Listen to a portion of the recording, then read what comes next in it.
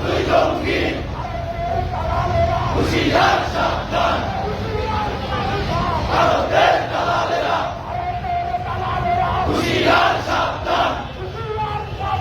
ভারতের দালালেরা হুঁশিয়ার সাবধান ইসরায়েলের দালালেরা